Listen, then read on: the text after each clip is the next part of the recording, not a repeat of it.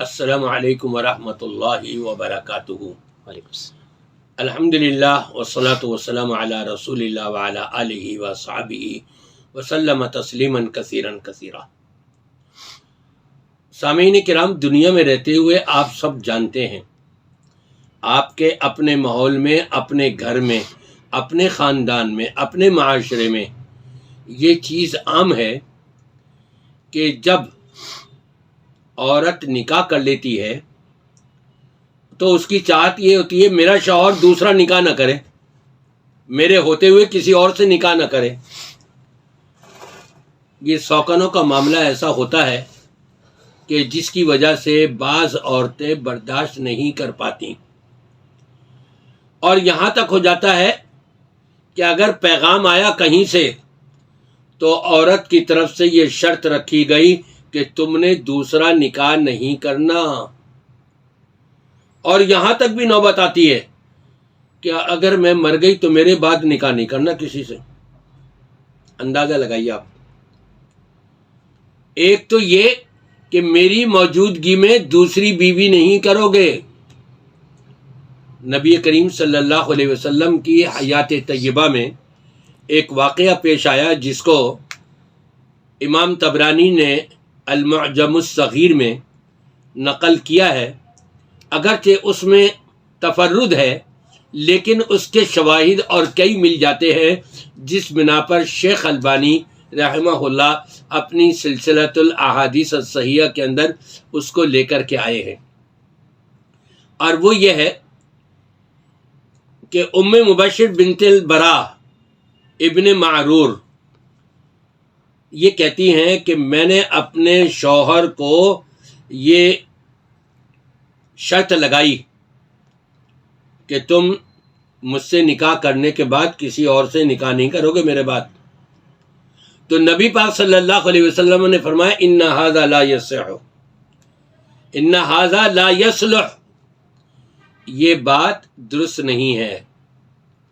یہ اصلاح طلب بات نہیں ہے، یہ گویا کہ غلط بات ہے۔ یعنی اشتراط المرأة لزوجها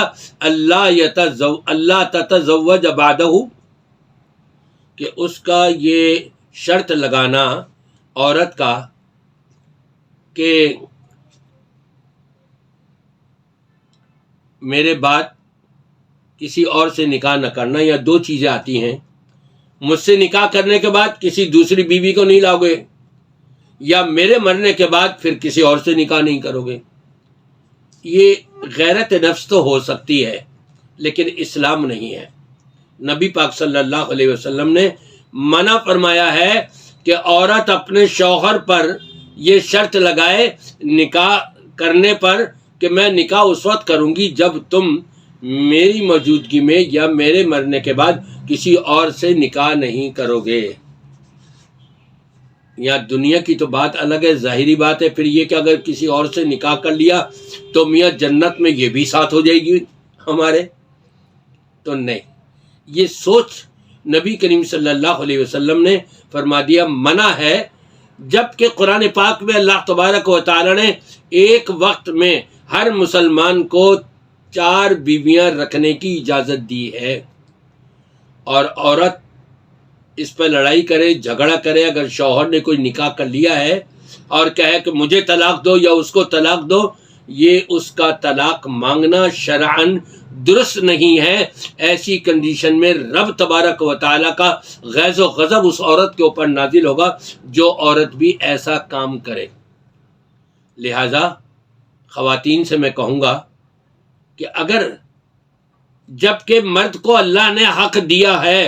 اگر وہ مرد اپنا حق استعمال کر رہا ہے اور دوسری شادی بھی کر رہا ہے، ہاں آپ کا حق ادا نہ کرے تو آپ شکوہ کرو، لیکن آپ کے حقوق بھی ادا ہو رہے ہوں، اور وہ دوسری تیسری یا چوتھی شادی کر رہا ہے اس کے اوپر آپ کو اعتراض اعتراض نہیں ہونا چاہیے۔ گویا کہ پھر آپ نے قرآن کا مقابلہ کیا، اللہ کا مقابلہ کیا، شریعت کا مقابلہ کیا، نبی کریم صلی اللہ علیہ وسلم کی تعلیمات کا مقابلہ کیا۔ استغفار کریں، توبہ کریں، اللہ سے معافی مانگیں، اور عزم کریں آئندہ کہ آئندہ میں ایسی شرط اپنے شوہر پر نہیں لگاؤں گی۔